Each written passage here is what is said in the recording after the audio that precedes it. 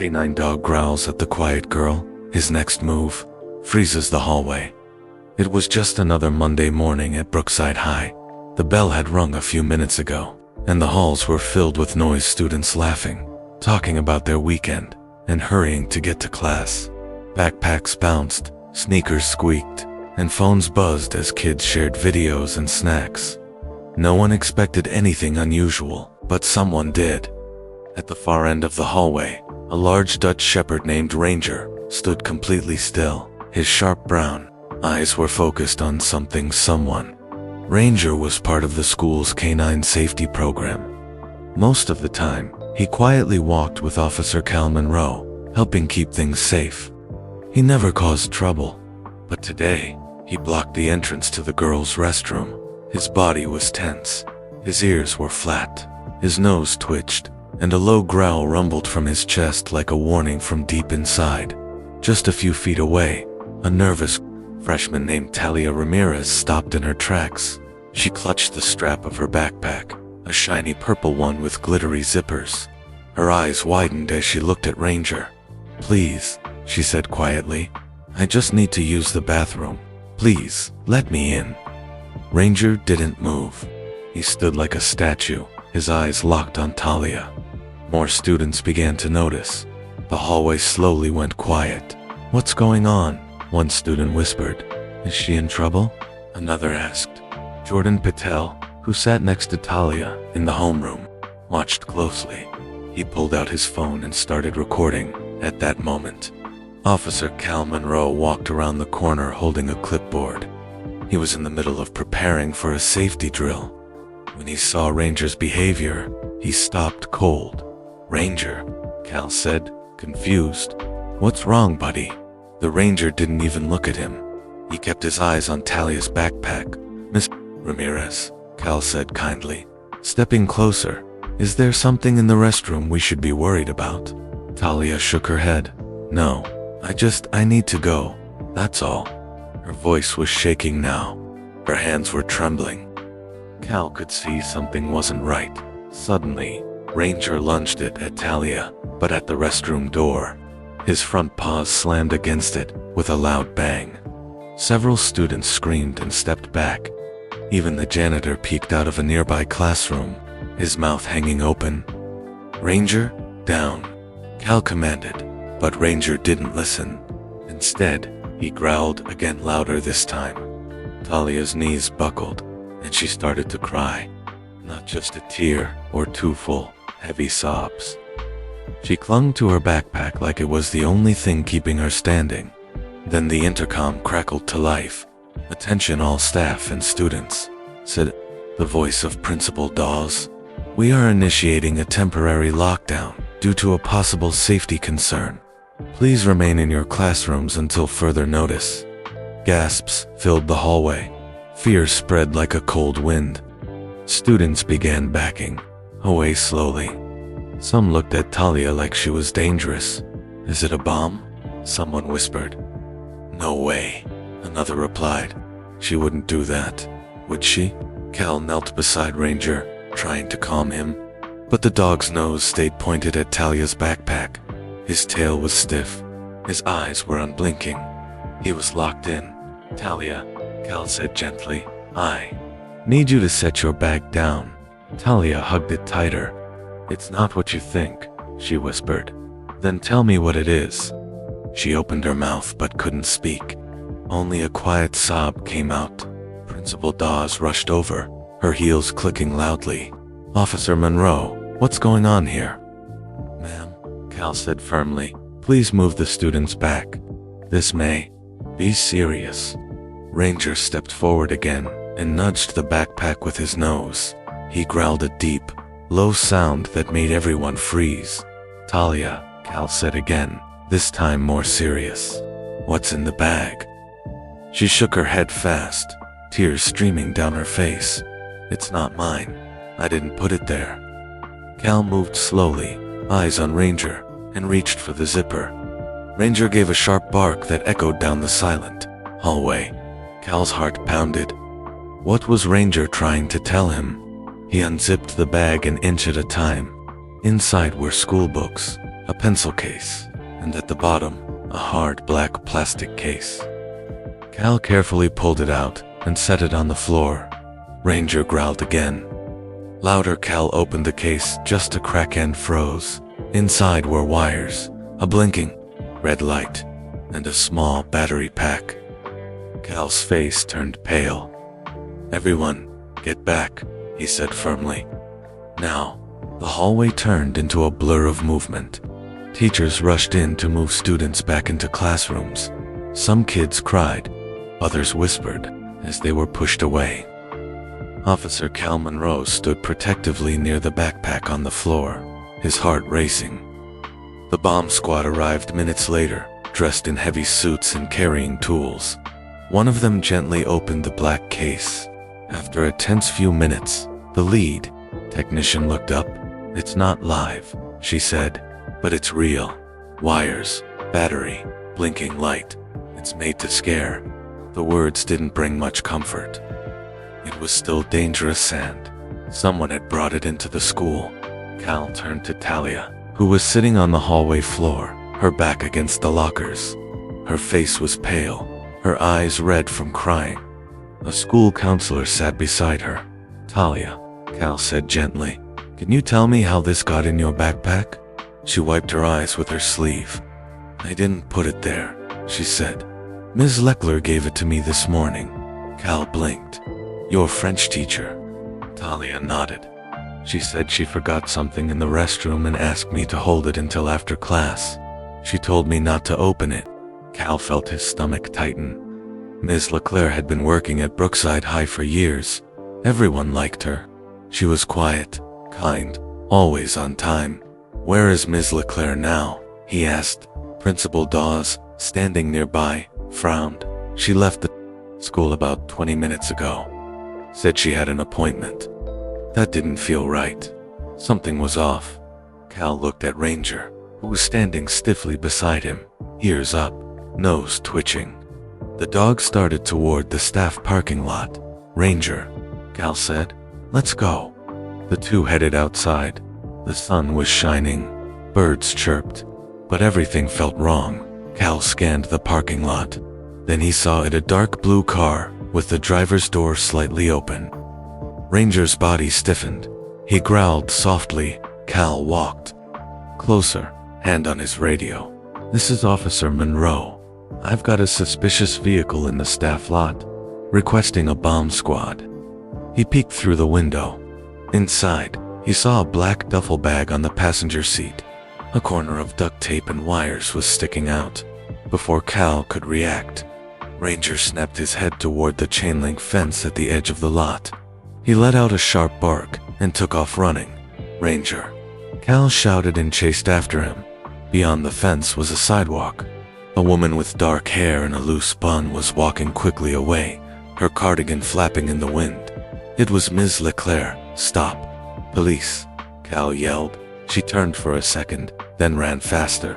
Cal's legs burned as he sprinted after her. "Ranger!" barked again, catching up quickly. Ms. Leclerc turned down a narrow alley behind the maintenance shed. When Cal reached the alley, he saw Ranger standing at a locked metal door, barking furiously.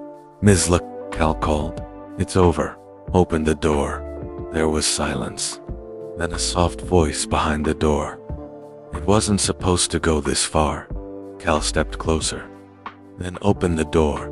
We'll talk." There was a click. The door creaked open, just an inch. Ms. Leclerc's face appeared, pale and shaking. Behind her, in the dim light, Cal saw another black duffel bag. Wires were spilling out of it. Ranger growled again, his whole body tense. "I didn't know," Ms. Leclerc whispered.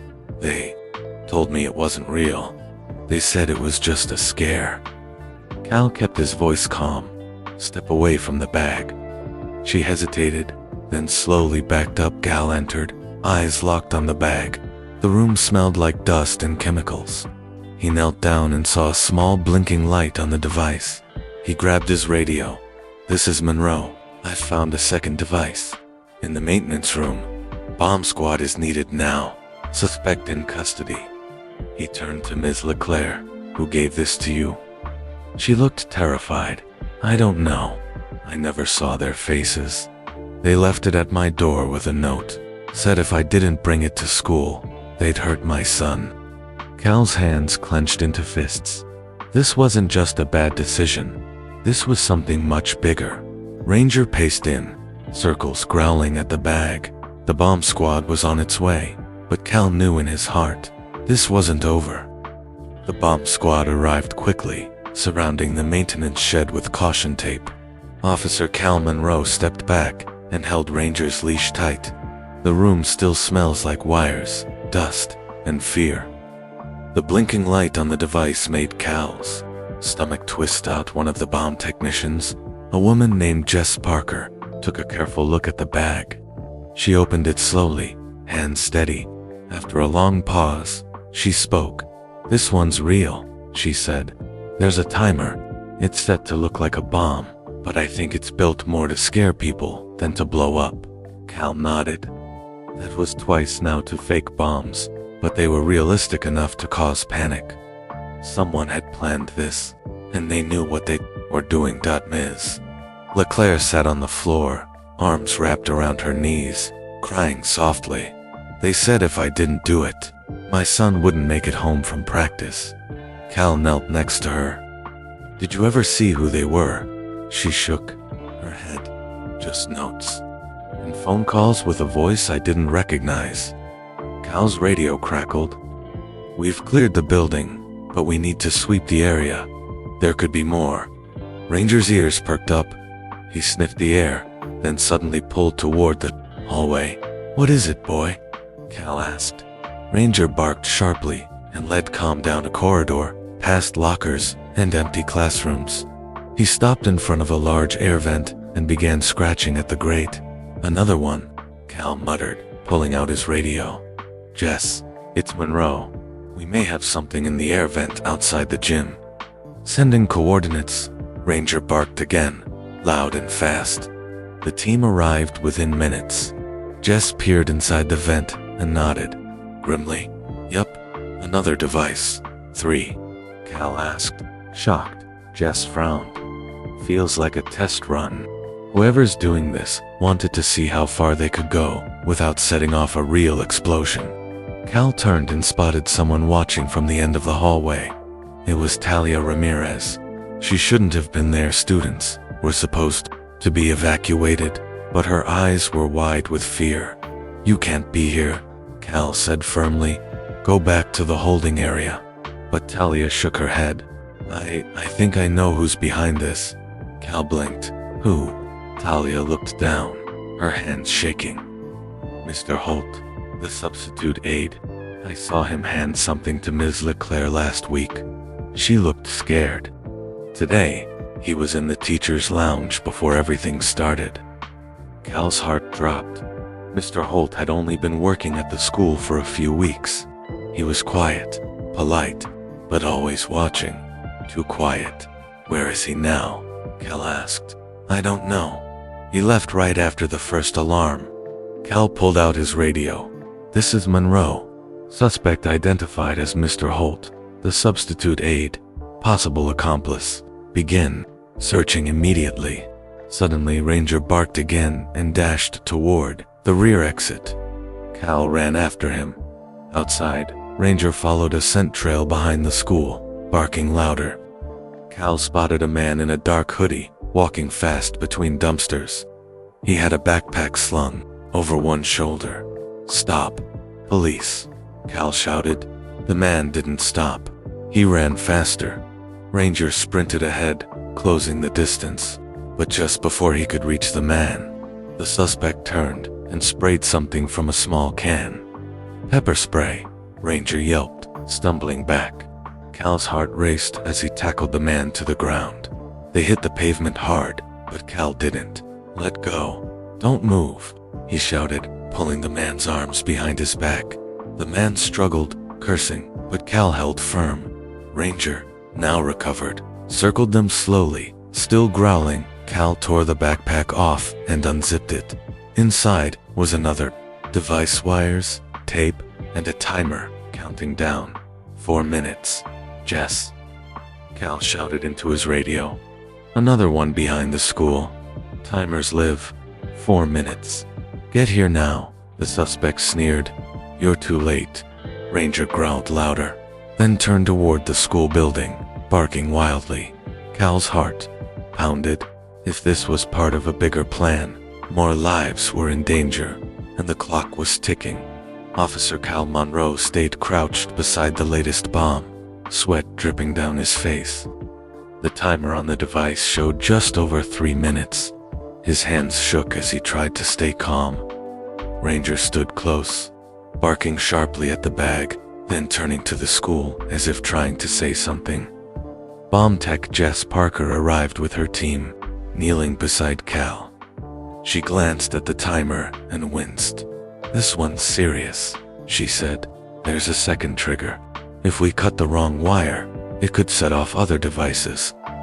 Ranger barked again, this time not just once, but 3 short barks, followed by a low growl. Jess froze, staring at the wires. He's trying to warn us, she whispered. She shifted her hands. This green wire, this is the one. Cal held his breath. Ranger let out a soft whine and pressed against Cal's leg, as if sensing the danger to Dot. Jess counted under her breath. 3, 2, 1. Snipped out. The timer stopped at 0:12. Silence. Then Cal let out a shaky laugh. We're good. Jess nodded, still catching her breath. We're good. Cal looked down at Ranger and smiled. You did it, boy. Again. Just then, his radio buzzed. Suspect located. Mr. Holt was found in a motel outside town. He's in custody, refusing to speak. Back at the school, students and staff were being evacuated 2 blocks away. Parents were arriving, calling out their children's names, some crying, some hugging their kids tight. Talia stood near the edge of the parking lot with a teacher. Her face was pale, but her eyes were clear. Cal walked up to her, with Ranger at his side. You were very brave today, he told her. She gave a small nod. I was scared. Being scared doesn't mean you weren't brave, Cal said. You spoke up. You helped stop something awful. Ranger nudged her hand gently. Talia smiled for the first time that day and pet his head. Not far away, Ms. Leckler sat in the back of a patrol car, her head low. She had cooperated fully and admitted to helping under threat. The courts would decide her punishment, but Cal couldn't help but feel sorry for her. Later that night, news trucks lined the street outside the school. Reporters spoke into microphones. Everyone wanted to know what happened, how it happened, and how it had been stopped.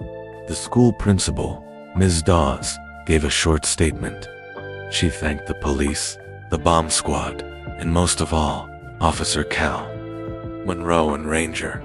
A few days later, the school held an assembly in the gym.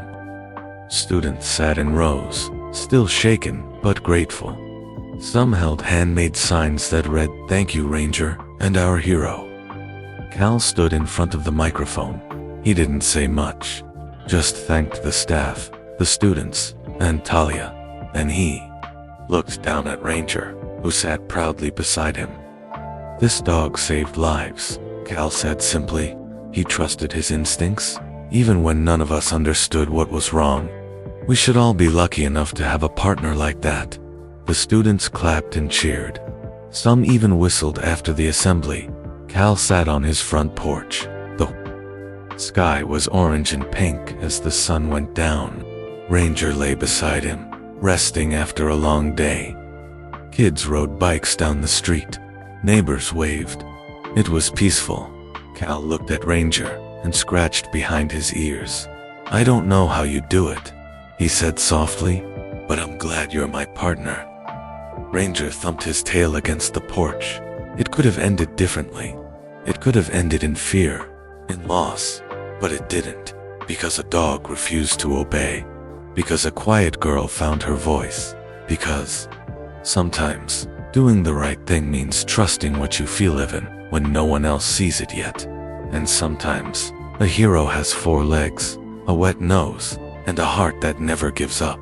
Subscribe to our YouTube channel Love Tales of Tales for long, heartwarming pets and animals, love stories that stay with you long after they end.